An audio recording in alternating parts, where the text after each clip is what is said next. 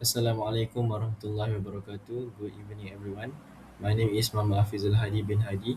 So today I will be presenting our research. The title is Energy Efficiency Analysis of Timer Control Smart Lighting System in Institutional Buildings. This study focused on improving the energy efficiency of lighting system by introducing a timer control operating strategy based on building occupancy patterns. The study was conducted at the FTKE Administration Building at UTEM. So in this presentation, I will discuss the research problem, methodology, simulation results, lighting performance, economics analysis, and the overall findings of the proposed system. To begin, I would like to explain the background of the study. The existing hallway lighting system at the FTKE administration building was observed to operate continuously for 24 hours per day, including during the periods when the building occupancy was relatively low. This creates unnecessary energy consumption because the lighting operation does not correspond to the actual occupancy pattern of the building. At the same time, reducing the number of operating luminaires cannot simply be done without considering lighting performance. The lighting levels need to remain suitable for the intense space. Therefore, the study used 100 lux as the minimum hallway illuminance target based on Machine Standard 1525 2014. The study focused on Blocks A, Block B, and C, where the existing lighting consists of Philips EcoFit T8 LED luminaires. To address the problem, a timer controls lighting system was proposed using different lighting configuration for active and low active period.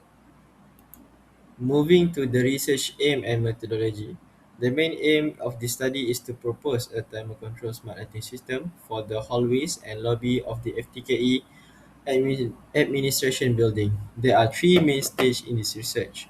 First, site data was collected, including information about the existing lighting system and occupancy patterns. Second, the existing and proposed lighting system were modeled and simulated using Dialux Evo version 13.2. Third, the proposed system was evaluated based on several parameters, including energy consumption, energy savings, cost savings, return on investment, and payback period. An important simulation criterion was that the number of operation luminaires will be reduced during low active period while maintaining an average luminance of at least 100 lux. This approach allows us to evaluate whether energy consumption can be reduced without compromising the basic lighting requirement.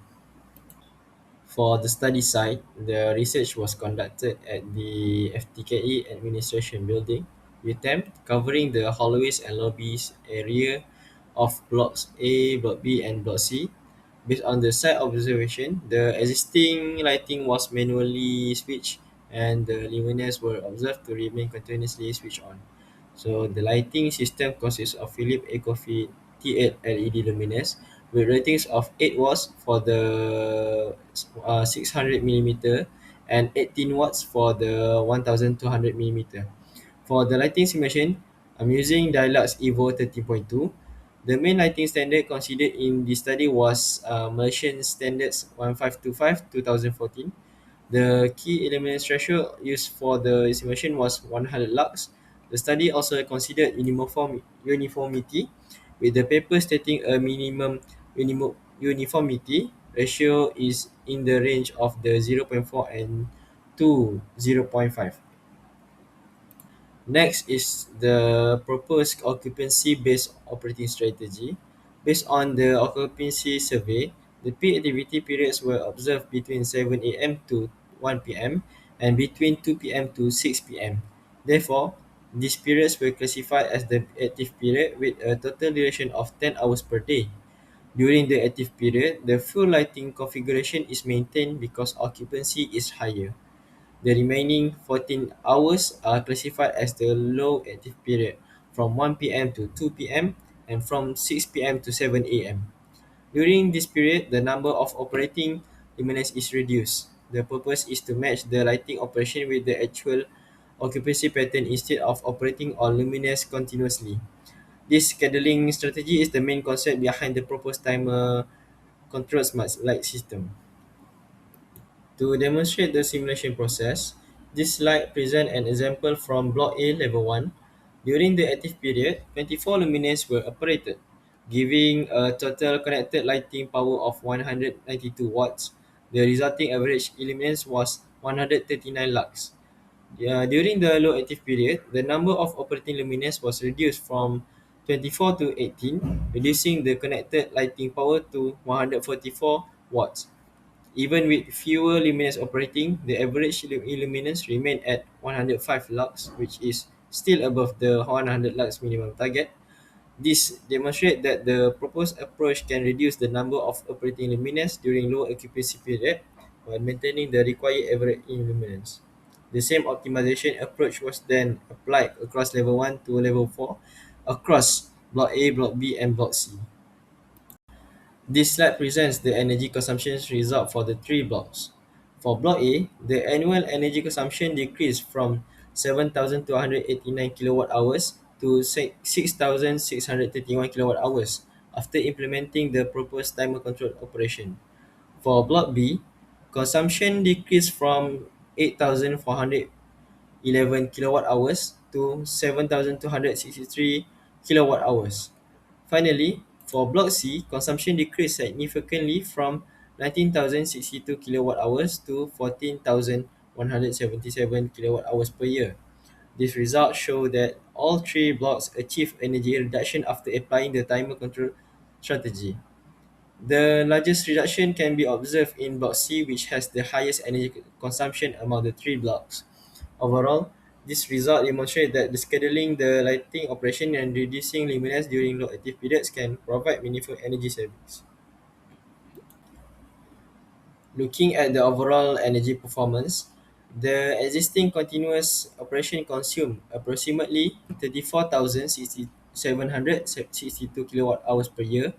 And after implementing the proposed control system, the annual energy consumption was reduced to 71 kilowatt hours per year. So this gives an annual energy saving at 6,691 kilowatt hours per year. In percentage terms, this represent a 19.25% reduction compared with the existing continuous lighting operation. The energy saving is achieved mainly through the scheduling strategy and the reduction operating luminance during low active period. It is also important to note that the maximum demand remain constant at 3.968 kilowatts.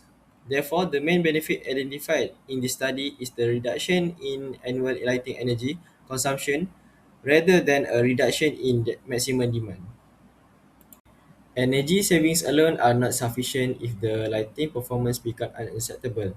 Therefore, this study also evaluate the average illuminance after reducing the number of luminaires. For Block A, the low active average illuminance was between 100 and 105 lux. For Block B, it was between 102 and 108 lux. For Block C, it was between 100 and 105 lux. Therefore, all simulated low active configuration achieve at least the 100 lux minimum illuminance requirement used in this study. However, there is an important trade-off. The reduction in the number of luminance also resulted in lower uniformity in several low active cases, with some values falling below the zero point 0.4 to zero point 0.5 range stated in the paper. Therefore, although the proposed system maintains the required average illuminance, there is a potential compromise in lighting uniformity during the low active period. Next, I will discuss the economic analysis. Under the existing lighting operation, the estimated annual electricity cost was RM17,090 and after implementing the timer control system, the annual electricity cost decreased to RM50,094. So this gives an annual cost saving of 1,196 ringgit. So the estimated investment required for the timer control system was 4,184 ringgit based on 4 units of the Omron H5LA timer. Based on this value, the calculated return on investment was 47.71%, while the estimate payback period was 2.09 years. Therefore, the proposed system can recover its initial investment in approximately 2 years while continuing to provide annual energy and cost saving after the payback period. Based on the result, there are five main findings from this study. First, the proposed system achieved an annual energy reduction of 6,691 kilowatt hours per year. Second, this represents a 19.25% reduction compared with the existing continuous lighting operation. Third, all simulate active configuration achieve an average illuminance of at least 100 lux. Fourth, the proposed system achieve 1,996 ringgit in annual cost saving with an return of investment of 47.71% and a payback period of 2.09 years. Finally, the timer scheduling strategy is a practical because it's aligned lighting operation with the occupancy pattern observed at the study site. However, the reduction in luminous quantity also result in reduced uniformity in some low active configuration, which should be considered when implementing the system. In conclusion, this study demonstrates the potential of a timer-controlled smart lighting system to improve lighting energy efficiency in institutional building. By aligning lighting operation with occupancy patterns and reducing the number of operating luminaires during low active period, the annual energy consumption was reduced from 34,762 kilowatt hour to 28,071 kilowatt hours per year. This result in an annual saving of 6,691 kilowatt hours and an estimate annual cost saving of 1,996 ringgit. The system also achieved a 47.71% return on investment and a 2.09 year payback period. Most importantly, the simulate low active configuration maintained the minimum average illuminance target of 100 lux. Overall, the study demonstrates that occupancy-based timer scheduling can be a practical approach for reducing unnecessary lighting operation and improving energy efficiency in institutional building. That concludes my presentation on the energy efficiency analysis of a timer control smart lighting system in institutional buildings. So thank you very much for your attention. I'm happy to answer any questions or discuss the study further. Thank you.